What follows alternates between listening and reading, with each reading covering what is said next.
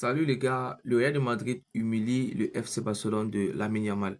Alors déjà je reviens avec une toute nouvelle vidéo, donc si tu es fan du football, fan du Barça, du Real de Madrid, n'hésite pas à réagir, n'hésite pas à t'abonner. Nous tous on a vu le match et je pense que c'est très capital que je fasse mon débrief aujourd'hui. Alors déjà les gars, le match est très bien passé, on a eu des coups de gueule, on a eu des soulèvements, on a eu des buts annulés et je pense que ici le Barcelone s'est vu renverser. Déjà qu'on rappelle que l'année passée le Barça a tapé le Real de Madrid sur tous les matchs possibles. Donc je pense que ici ça a été un peu une revanche qui commence parce que ce n'est pas le seul match de la saison qui va faire la rencontre entre ces deux clubs-là. Je pense que la rivalité entre le Barça et le Real de Madrid ne date pas d'aujourd'hui, c'est beaucoup de matchs déjà. Donc je pense entre les deux clubs déjà les gars, le Real de Madrid est en train de faire son combat. Peut-être que le score n'est peut-être pas trop raisonnable. Alors on va partir sur un débrief très simple. D'abord ici, on a eu d'abord le tout premier but de Kylian Mbappé à la deuxième minute 42. C'est ce qui a été annulé pour hors-jeu.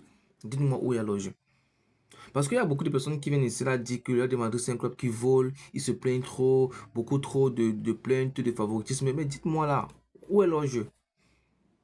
Où est l'hors-jeu sur cette action-là? Où est l'hors-jeu que la VAR a dit non, hors-jeu, l'arbitre là c'est fait le penalty. Après il est parti à la VAR et puis la VAR lui a dit non, c'est hors-jeu. Où est l'hors-jeu? Un but a été annulé de Kylian Mbappé. Regardez le but magnifique. Regardez la frappe, regardez la distance. Regardez d'abord la qualité du contrôle. Où est l'hors-jeu?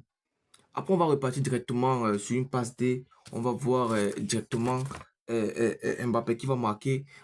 Ceci est sur la passe de Jude Bellingham. Ça fera la 22e minute, un but. Et le Real de Madrid va mener un but.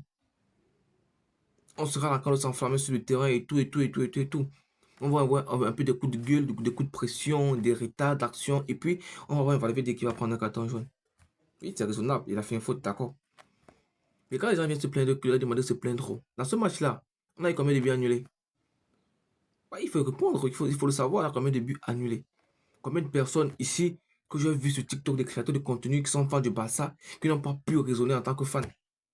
En tant que fair play du football, ils ont fini raisonner en tant que fan du Barça, c'est tout. Moi, je suis créateur de contenu. Moi, je crée contenu sur le football. Je suis fan du Real de Madrid, mais ça ne m'empêche pas de dire que le Barça est fort. Ça ne m'empêche pas d'aimer des joueurs du Barça. Ça, c'est du football, mais ça ne veut pas dire que tu dois pas respecter l'autre. Au Barça, il y a des joueurs que moi, je respecte beaucoup. Il y a un petit joueur là, Fermin Lopez. Moi, je l'apprécie vraiment. C'est un joueur de qualité pour moi. Après, je pense aussi qu'il y a des joueurs comme Baldé que j'aime bien. Il y a des joueurs comme Baldé. Il y a Koundé aussi que j'aime bien.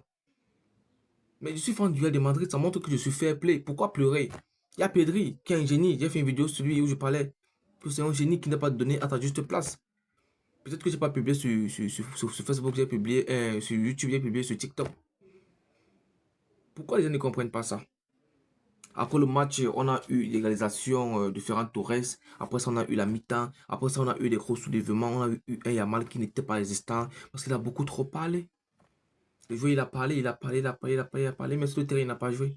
On a vu un grand Vinicius. On a vu quelqu'un d'incroyable. On a vu Vinicius qui avait la qualité du jeu. Pourquoi est-ce que vous ne comprenez pas que franchement, il faut à un certain moment s'abstenir? Le Barça, c'est un grand club, c'est vrai. Le Barça a des joueurs de qualité, c'est vrai. Nous tous, on observe le football, on voit un peu le génie que apporte Lamine Yamal. Mais après, il se perd. Parce que la confrontation avec des gens qui sont déjà plus hauts que lui, peut déjà se perdre. On a vu ce geste-là avec Ronaldo. On a vu ce qu'il racontait. Et après, il s'est fait battre. On a vu le même truc qu'il avait raconté avec le PSG. Il s'est fait battre. Aujourd'hui, il raconte encore ça avec le Real. Il s'est fait encore battre. Pourquoi? On aime ce petit joueur-là. C'est un génie du football. Mais pourquoi est-ce qu'il est en train de se perdre? La femme, la propagande, le média, le club, les fans du club qui le prennent la tête, son père. Je pense que le joueur dans lequel de trop se perd. C'est très important de le noter. Parce que ici, on arrive dans un match où il a été inexistant. Pourtant, c'est le joker du club. Juste parce que le gars, il a été mis de côté. Sur le terrain, il n'était pas là. On a vu un Real de Madrid en force. Même si, des fois, en fait, j'ai reçu le message d'un ami qui est fan du Real de Madrid, du Barça, qui m'a dit, voilà, le Barça, il n'est pas en forme parce qu'il y a des blessés et tout. Mais quand il parle de blessés, il parle de qui? Ouais, quand il parle de blessés, il parle de qui? Du gardien? De Lewandowski? Mais je pense que l'équipe, elle était là. Juste qu'ils n'ont pas pu conclure. Et il m'a dit, bon, voilà, le Real de Madrid aurait pu gagner 5-0, voilà, voilà, voilà. Je lui ai dit, ben frère, tu te perds. Ça fait 2-1, c'est une victoire, ça va. Le reste, ça va venir après. Ils ne comprennent pas, les fans du Barça, c'est comme ça. Il suffit que le Barça tape lui a demandé 4-0 et que le gars demande le Barça 2-1, 3-0. Pour eux, c'est pas la même chose. La victoire, ça vaut plus que la nôtre. Donc, les gars, je pense que la demande s'est imposée. Donc, je pense qu'ici, c'est très bien. La demande a pris 5 points d'avance sur le Barça. Donc, pour moi, c'est la qualité. Donc, on se revoit à bientôt pour une toute nouvelle vidéo.